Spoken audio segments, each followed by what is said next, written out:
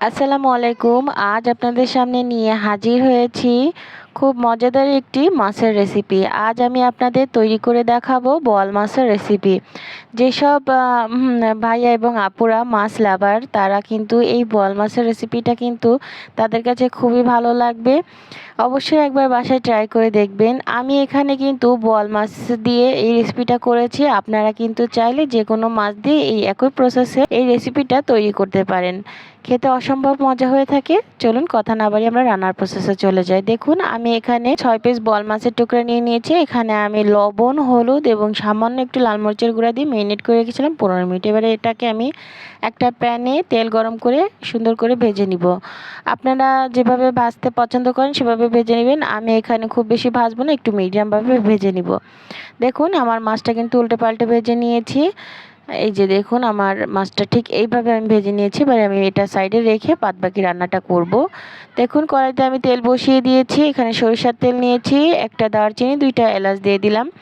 আমি এখানে সরিষার তেলে রান্নাটা করছি, আপনারা চাইলে সয়াবিন তেলেও করতে পারবেন। এবার দিয়ে দেবো 1 মুঠা পেঁয়াজ। আমি এখানে 1 মুঠের মতো মানে হাফ কাপের একটু কম আমি পেঁয়াজ কুচি দিয়ে দিয়েছি। আপনারা চাইলে বাটা পেঁয়াজও রান্না করতে পারেন। পেঁয়াজটা যখন একটু ব্রাউন কালার হয়ে যাবে তখন দিয়ে দেবো 1 চামচ আদা পেস্ট, 1 চামচ রসুনের পেস্ট এবং হাফ চামচ জিরা গরম মশলার পেস্ট। এটাকে দিয়ে ভালো করে আমি নেড়েচেড়ে কষিয়ে নিব। অবশ্যই একটু সময় নিয়ে ধৈর্য ধরে কষিয়ে নেবেন। মশলাটা যত সুন্দর করে কষাবেন রান্নাটা কিন্তু ততটাই ভালো হবে।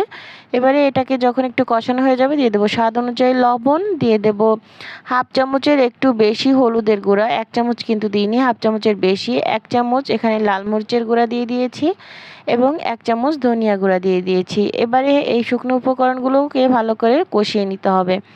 এটা যাতে নিচ থেকে ধরে না যায় এর জন্য কিন্তু আমি খুবই সামান্য পরিমাণে একটু পানি দিয়ে দিব।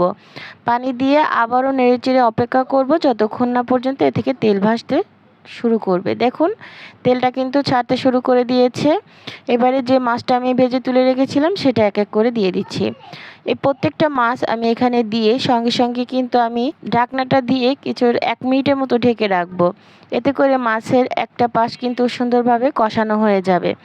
দেখুন ঢাকনা দিয়ে ঢেকে আমি 1 মিনিট পরে আবারও ঢাকনা খুলে প্রত্যেকটা মাছ আমি উল্টে দিচ্ছি। এইভাবে করে মাছগুলো উল্টে দেওয়ার পরে আবারও কিন্তু আমি ঢাকনা দিয়ে আরও 1 মিনিটের জন্য এটাকে ঢেকে কষিয়ে নিব।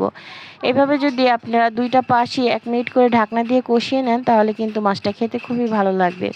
দেখুন আমার 2টা পাশই মাছ কষানো হয়ে গেছে। এবারে আমি এখানে পর্যাপ্ত পরিমাণে পানি দিয়ে দিব। আপনারা যে যেমন ঝোল বা গ্রেভি খেতে চান সেভাবে কিন্তু পানিটা দিয়ে দিবেন। আমি আমার পরিমাণ মতো দিয়ে দিচ্ছি। আমি এখানে 1 কাপ পানি দিয়ে দিয়েছি। আপনারা আপনাদের অনুযায়ী দিয়ে দিবেন। দেখুন এবারে মাছগুলোকে আমি নেড়ে চেড়ে সাজিয়ে দিচ্ছি। এবারে 2টা টমেটো আমি এখানে দিয়ে দিব। আমি এখানে লম্বা লম্বা করে 2টা টমেটো কেটে রেখেছিলাম সেটাও দিয়ে দিলাম। আপনারা চাইলে কিন্তু টমেটো ছাড়াও রান্না করতে পারেন, কিন্তু টমেটো দিলে খুব ভালো লাগবে। দেখুন এবারে আমি 10 মিনিট এটাকে রান্না করে নিচ্ছি। 10 মিনিট পরে এই যে এই অবস্থাতে আছে। এবারে আমি এখানে দিয়ে দেবো ধনিয়া পাতা। আমি এখানে কিছুটা ধনিয়া পাতা কেটে রেখেছিলাম সেটাই এখানে দিয়ে দিচ্ছি। আপনারা যদি চান ধনিয়া পাতাটা স্কিপ করতে পারেন, কিন্তু ধনিয়া পাতা দিলে খুবই ভালো লাগে। দেখুন ধনিয়া পাতাটা দিয়ে আমি চারিদিকে ছড়িয়ে দিয়েছি। এবারে এখন আমি এটা ঢাকনা দিয়ে ঢেকে আরও 5 মিনিট রান্না করে নিব। 5 মিনিট পরে দেখুন আমার রান্নাটা কিন্তু পুরোটাই কমপ্লিট। দেখতে মাশাআল্লাহ কতটা লোভনীয় হয়েছে দেখুন একবার।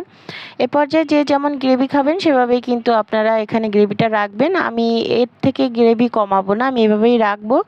এবারে আপনারা আপনাদের পছন্দ অনুযায়ী এখানে ভাজা জিরার গুঁড়া বা গরম মশলার গুঁড়া যেটাই পছন্দ সেটা দিয়ে দিতে পারবেন। দেখুন আমার এটা পুরোপুরি ঠান্ডা হয়ে গেছে। আমার তরকারিটা আমি সার্ভ করে দিয়েছি। দেখতে মাশাআল্লাহ কতটা লোভনীয় হয়েছে। এইভাবে যদি আপনারা একবার বাসায় এই মাছের রেসিপিটা ট্রাই করেন কিন্তু সবাই খুব পছন্দ করবে। আমার ভিডিওটি ভালো লাগলে অবশ্যই একটি লাইক কমেন্ট শেয়ার করবেন এবং আমার চ্যানেলটি সাবস্ক্রাইব করে রাখবেন। আশা করি ভিডিওটি আপনাদের কাছে ভালো লাগবে। যদি ভালো লেগে থাকে অবশ্যই একটি শেয়ার করে দিবেন। সবাই ভালো থাকবেন, সুস্থ থাকবেন। আসসালামু আলাইকুম।